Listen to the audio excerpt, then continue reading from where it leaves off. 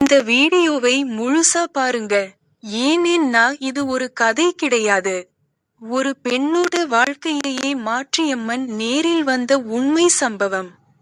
இந்த வீடியோ உங்களை தேடி வந்திருந்தா அதுக்கு ஒரு காரணம் இருக்கு.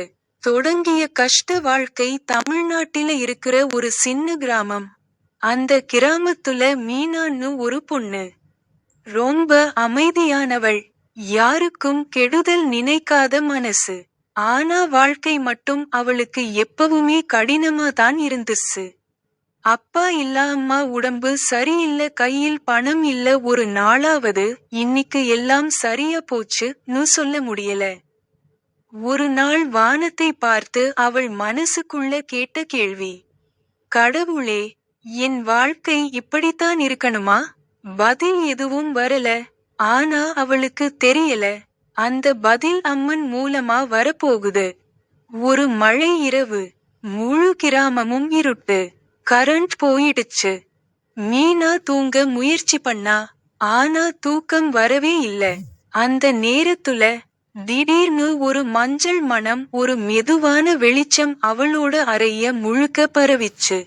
இதயத் துடிப்பு வேகமா ஆரம்பிச்சது. அவள் மெதுவா திரும்பி பார்த்தா. வாசல் பக்கத்துல ஒரு பெண் உருவம். வெள்ளை உடை, முகம் வெள்ளி மாதிரி ஒளி, கண்ணுல ஒரு தாய் மாதிரி கருணை.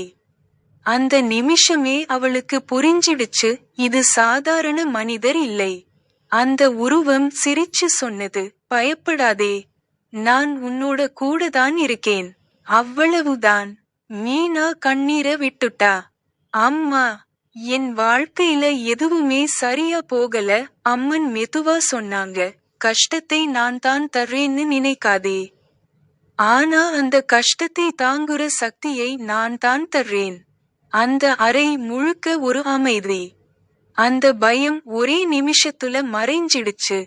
முக்கியமான வார்த்தைகள் அம்மன் சொல்லினாங்க. நாளை காலை கிராம எல்லையில இருக்கிற அந்த பழைய மரத்துக்கு கீழே வா. அங்கிருந்து உன் வாழ்க்கை மாற ஆரம்பிக்கும். அந்த ஒளி மெதுவா மறைஞ்சது.